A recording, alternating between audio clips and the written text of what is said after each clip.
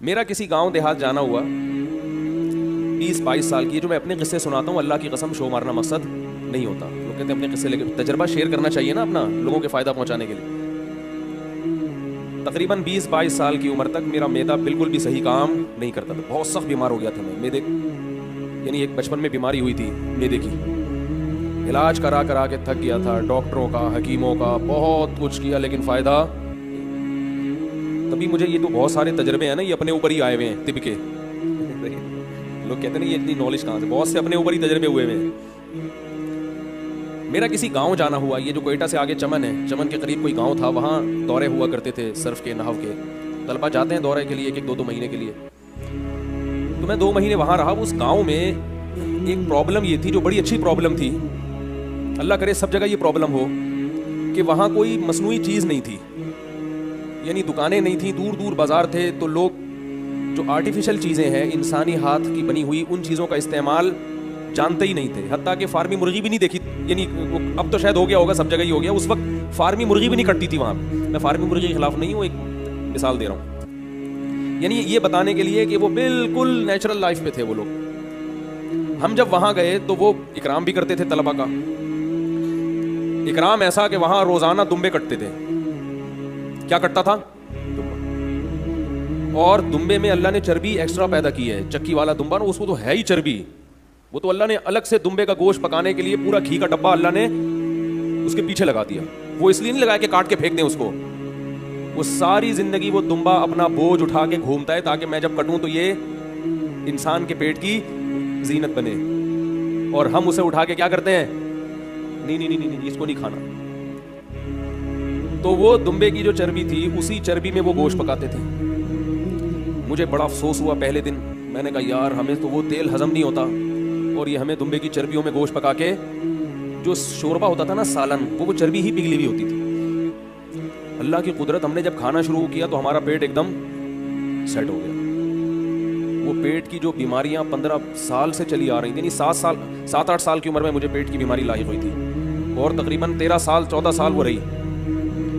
وہ جو 12-13 سال بیماری رہی پیٹ کی, وہ 2 دنوں میں بولو بھائی ختم, ہضم ہونا شروع ہو گیا. پھر اس کے ساتھ وہ لوگ, سردیاں بھی تھیں ٹائٹ, خاندانی قسم کی سردی پڑتی ہے وہاں پہ, تو وہ بادام پستے بھی رکھا کرتے تھے. بادام ہم کراچی میں کیسے کھاتے ہیں, 11 بادام صبح نہار منہ, 12واں کھایا تو حکیم کہتا ہے پھر میری کوئی ذمہ داری, ایسا ہی ہوتا ہے نا. ہم پوری پلیٹ کھا جایا کرتے تھے بادام کی, جیسے چلغوزے کھا رہے ہوں, ایسے کھائے.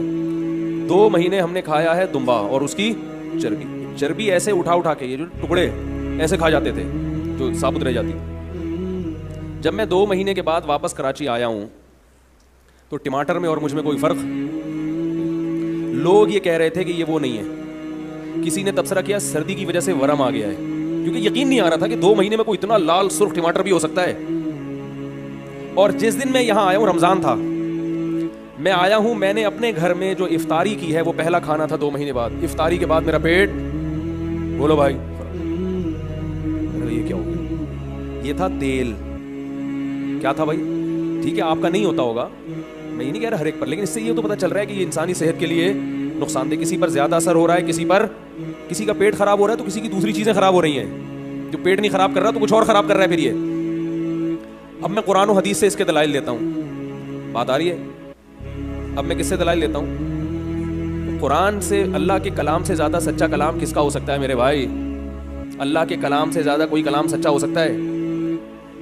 میں نے ایک دفعہ بیان کیا تھا اسلام اور صحت پارٹ 1 اور پارٹ 2, اس میں صرف قرآن سے دلائل دیے تھے کہ صحت کے حوالے سے قرآن اور سنت میں جو ہمیں چیزیں ملتی ہیں وہ 100% اس تحقیق کے مطابق ہے جو آج میڈیکل سائنس. چند چیزوں میں اختلاف ہے, میڈیکل سائنس اس سے بھی رجوع کر لے گی. 1-2 چیزیں جس میں میڈیکل سائنس کا اور قرآن کا اختلاف ہے, لیکن جہاں 99 چیزیں میڈیکل سائنس نے مان لی ہیں وہ 1% بھی انشاءاللہ مان لے گی, کیونکہ اللہ کے علم سے زیادہ کسی کا علم نہیں ہو سکتا. وہ کیا تھا؟ قرآن مجید میں آتا ہے حرمنا علیہم شحومہما, ہم نے بنی اسرائیل پر, یہودیوں پر, ان کے گناہوں کی وجہ سے اونٹ کی چربی کو حرام کر دیا تھا. گناہ کی وجہ سے جو چیز حرام کی جائے وہ مصیبت ہوگی یا نعمت ہوگی؟ نعمت ہوگی نا. نعمتیں چھینی جاتی ہیں گناہوں کی وجہ سے. دیکھو آپ سے کوئی گناہ ہوا تو آپ پر یہ نہیں ہوگا کہ اس گناہ کی سزا یہ ہے کہ تمہیں جو ہے وہ نقصان دہ چیزوں پر پابندی ہے. اب تم چینی کے بجائے شہد کھاؤ گے, تم سے چونکہ جرم ہوا ہے لہٰذا اب چینی تم سے چھین لی جائے گی اور کیا کھلایا جائے گا, شہد. تو آپ بولیں گے بھائی یہ تو بڑا اچھا گناہ ہے بھائی. ہاں یہ ہو کہ آپ سے کوئی گناہ ہوا, اللہ نے شہد کی نعمت چھین لی اور چینی پہ لگا دیا, یہ سمجھ میں آتا ہے. ہمارے حضرت مفتی رشید احمد صاحب فرمایا کرتے تھے کہ یہ گناہوں کا وبال ہے کہ اللہ نے چائے سے ہٹا کے ہمیں کس پہ لگا, دودھ سے ہٹا کے ہمیں کس پہ لگا دیا, چائے پہ. دودھ اور لسی سے ہٹا کے کہاں لگ گئے ہم لوگ, چائے پہ. تو اللہ فرماتے ہیں بنی اسرائیل سے ایسے بڑے بڑے جرائم ہوئے تھے یہودیوں سے کہ ہم نے اونٹ کی چربی ان پر حرام کر دی. اس سے پتہ چلا ہے کہ یہ بڑی نعمت کی چیز تھی اونٹ کی چربی, جو اللہ نے گناہوں کی وجہ سے بنی اسرائیل پر حرام کر دی. گوشت حرام نہیں کیا, کیا حرام کر دی. اس کا یہ مطلب نہیں کہ گوشت تو اصل ہے, وہ چربی تو اس میں تڑکا لگانے کے لیے. اب ایسا نہ ہو کہ آپ گوشت میں چربی پکا کے کھانا شروع کر دیں فضائل سن کے. گوشت اصل ہے, اس میں تڑکا کس کا لگے گا, چربی کا, کیونکہ اللہ نے گوشت زیادہ پیدا کیا اور چربی تھوڑی پیدا کی, یہ بتانے کے لیے کہ اس کے ساتھ ملی ہوئی ہے. تو دیکھو اللہ تعالیٰ نے یہودیوں پہ چربی کو حرام کیا, اونٹ کی چربی, کہ یہ اتنی نفیس نعمت تمہیں کھانے کی اجازت نہیں ہے. گائے کی چربی بھی اور بھی, یہ دونوں چربی اللہ نے کیا کر دی بنی اسرائیل پر, کئی سالوں تک بنی اسرائیل اس سے دور رہے ہیں, یہ اللہ کی اس نعمت سے. پھر جب رسول اللہ صلی اللہ علیہ وسلم نے چربی کو حلال کیا اور بتایا کہ یہ حلال ہے تو بنی اسرائیل